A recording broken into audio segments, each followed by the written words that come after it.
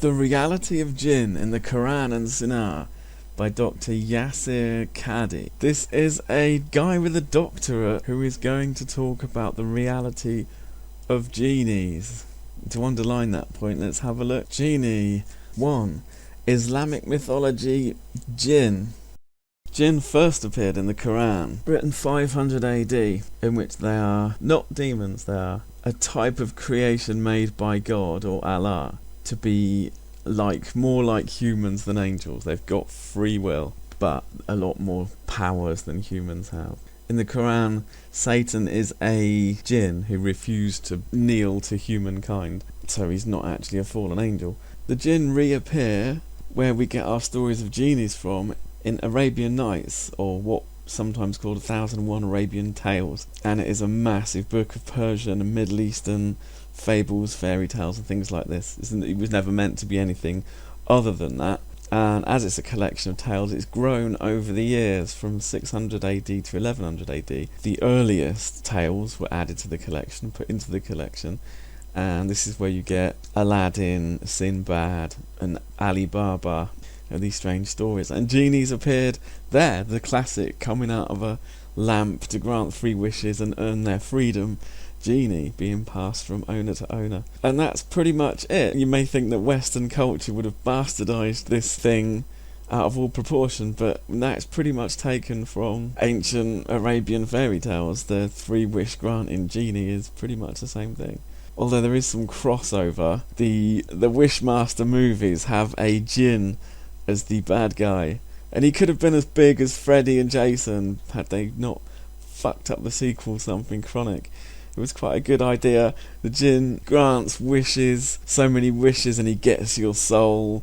It's a sort of a fucked up version between Quran Satan and the Arabian Nights wish granting genie. The Quran jinn are basically genies. If you take away the 3 wishes this guy is talking about genies.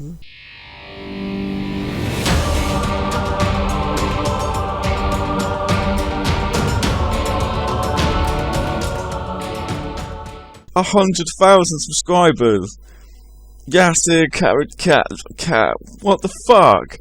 It's a grown man who believes in genies. A grown man believes in genies. What the fuck are you doing? Bismillah, before we begin, a number of people asked me about age limits and whatnot. Again, parents, it's up to you. Obviously, this topic is not one of a explicit nature in the sensual sense. It is one that is a little bit possibly scary to those who might so be disinclined or inclined. So that's your decision as parents. It's not something that I can dictate upon you. It's you know your child better, so it's up to you. I'm not going to intentionally give any horror stories. I'm not going to tell any horror stories in front of your children. I'm just going to add a ton of credence by way of being a pastor and a doctor, a whole shitload of credibility to these unseen powerful monsters that might get them in the dark. Make your own choice about whether you want your kids to hear that, but they're going to have to fucking believe in them if they want to be Muslims. It is something that I find very interesting, that each and every culture in the world, each and every civilization has these notions, myths, superstitions of entities that exist beyond the human world. This is universal. No civilization, primitive or modern, advanced or in the jungle, doesn't matter, exists, except that they believe in something beyond this physical world. And they have different names for them. In English we have the demons and the ghosts and whatnot. And in every culture and civilization, I just came from Norway, and they have this thing that comes out of the woods and they will take you and this and that. Now we call them in English trolls or goblins. But the notion is there, that there's something that lives in beyond. And they're very scary and they're harmful. And there's something you cannot control, but they control you. Dude, it's all about instinct. Have a look at what one of our real predators on this planet can do, or will do, is willing to do.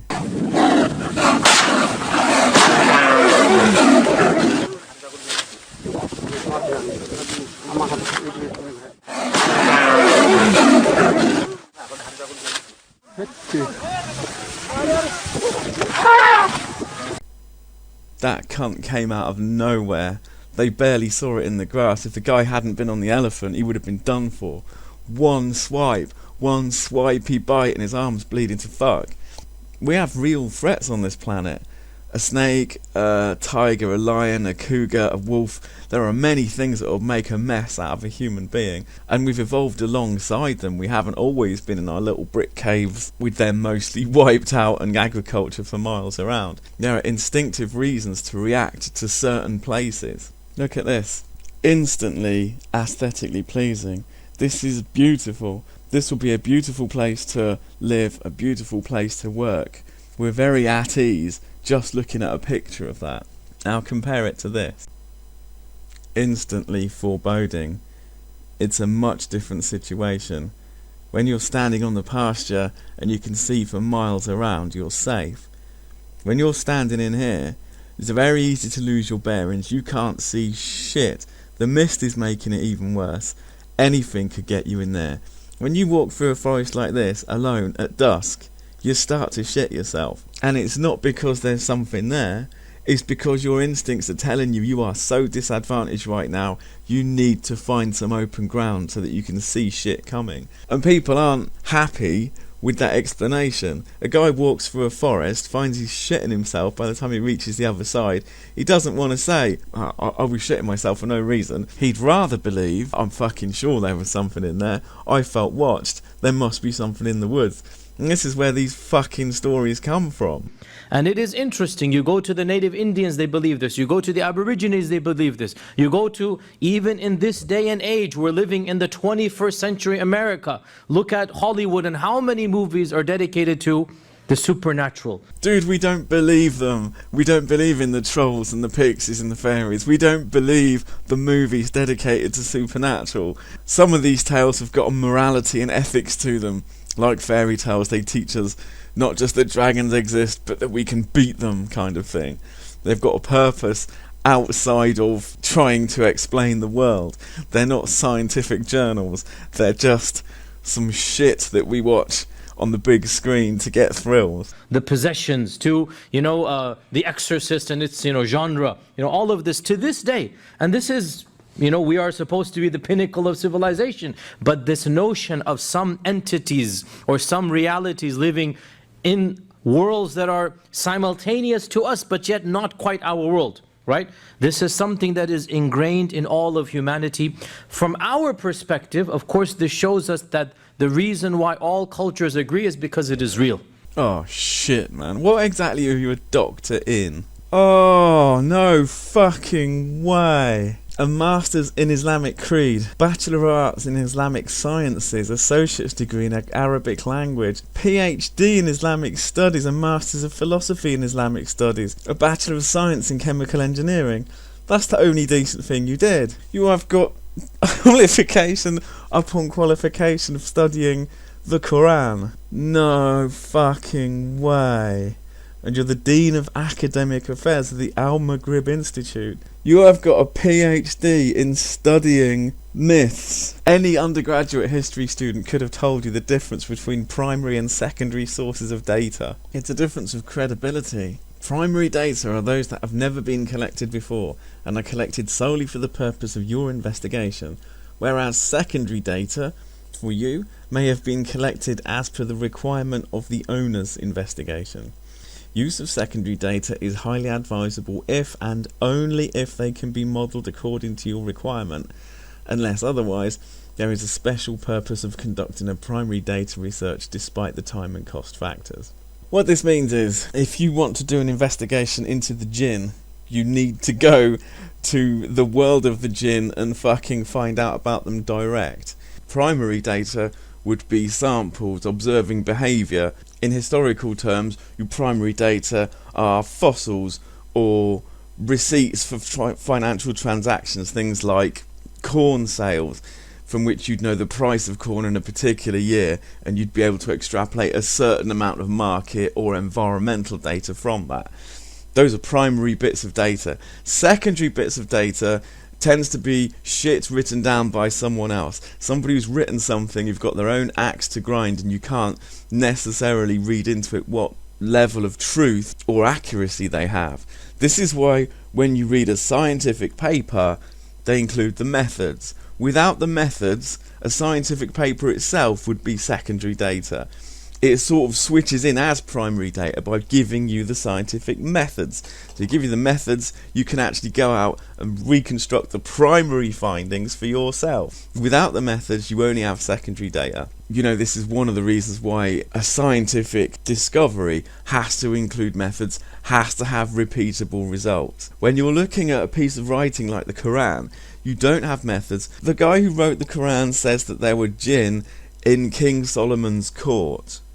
Now that is just a standalone claim. There are no methods. You can't go to King Solomon's court now and see for yourself. And I'm pretty fucking sure you couldn't do that at the time. And this is before we factor in that the guy who wrote about Jinn in King Solomon's court wasn't even alive in the time of King Solomon's court. Your secondary source of data is the Quran, and the Quran is written by someone else whose motives you know not, and whose qualifications and experiences you know not really. In fact, everything you ever studied falls under the category of secondary data. You can't trust blindly your source because it is a secondary piece of data. Not to say secondary is useless, but it's unquantified, it's unqualified, it's not verified, it's not credible. You're convinced by the words written within the piece of data, written within the book. You're convinced by those words in the same way as Jews are convinced by the Torah,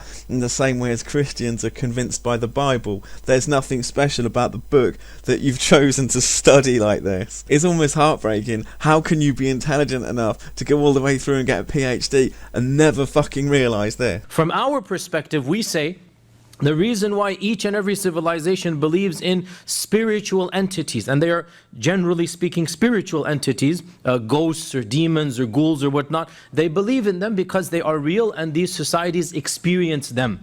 These societies experience them. And there was I don't know if it's still ongoing or not, there's a number of series on the sci-fi channels and other learning networks and whatnot, in which allegedly they interview live people, you know, about what has happened to them. You know, the haunting of such and such. And the reality is, now these are educated people. You listen to them. Many of them say, I never believed in this stuff.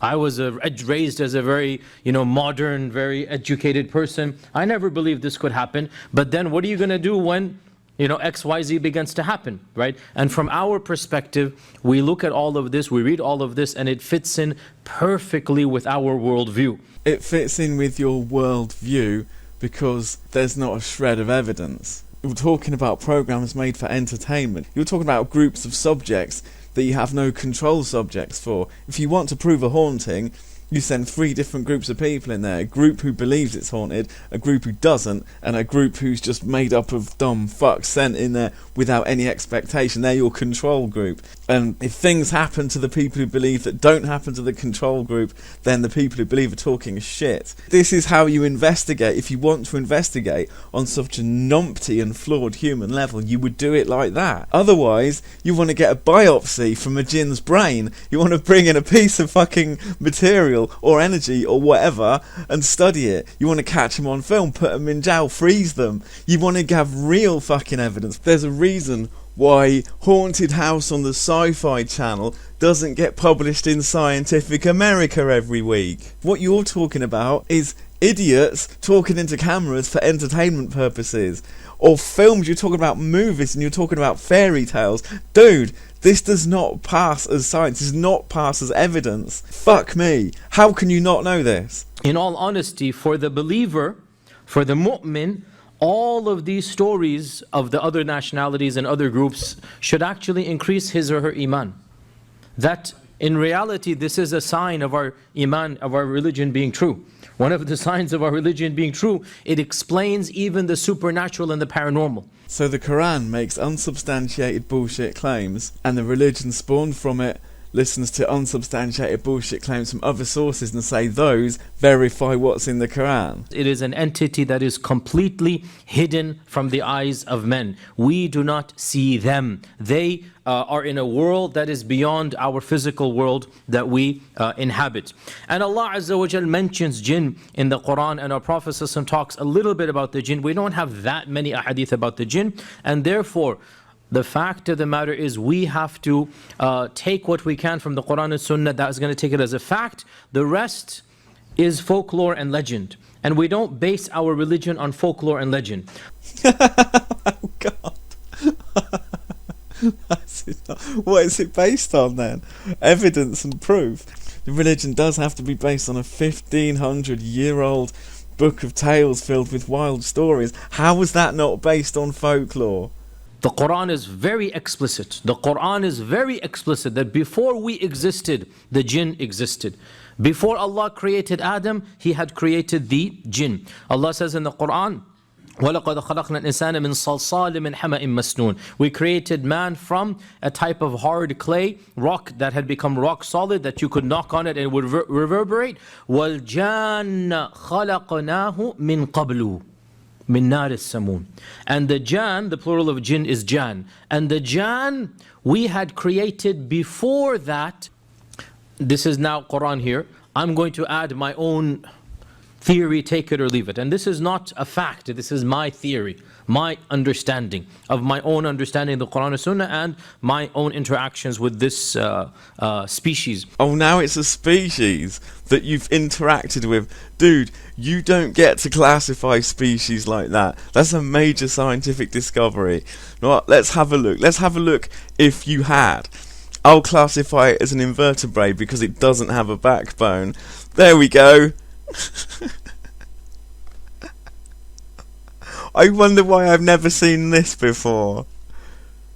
In my humble opinion, it is as if the jinn have been created from what we call energy, what physicists call energy.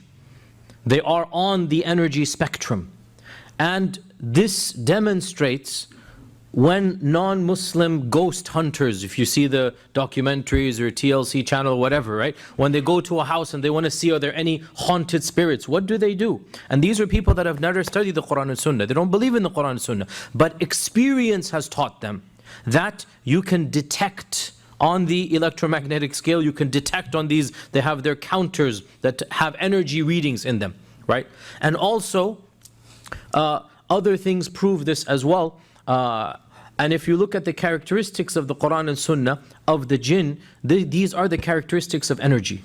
Going at the speed of light, not having a particular form, right? Being able to do, going through walls, as we will talk about in a while. This is energy. Our radio waves right now, our internet, our phone waves.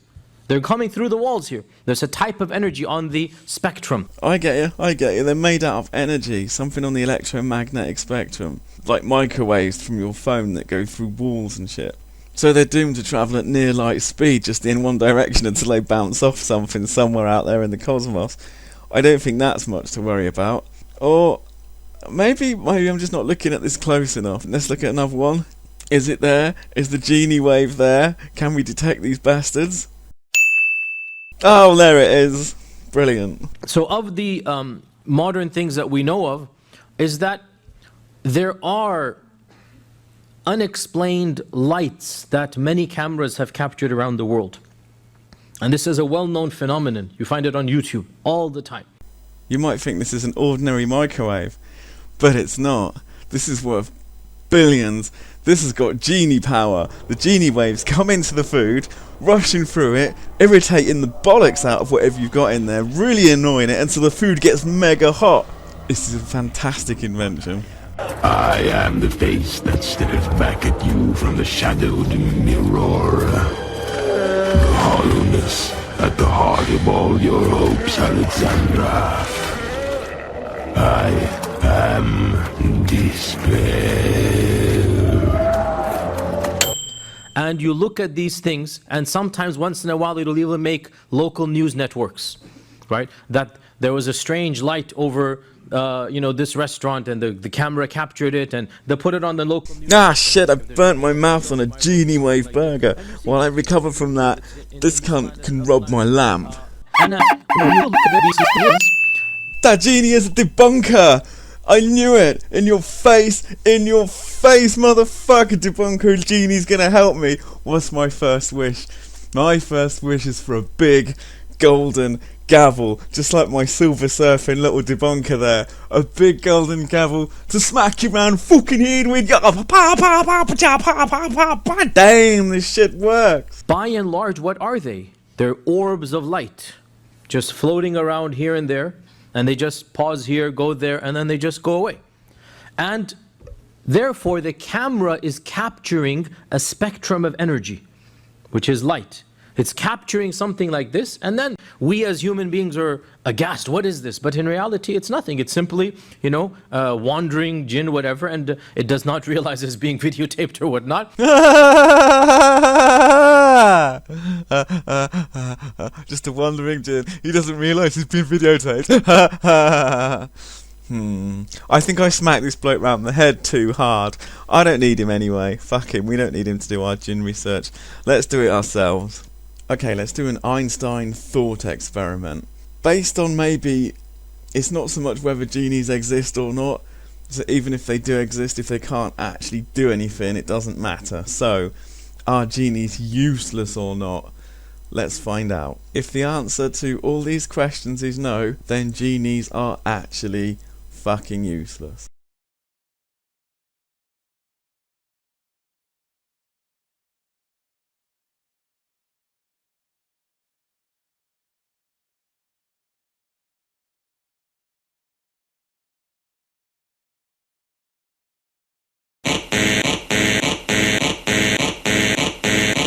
That's it, case closed. Even if genies exist, they're fucking useless.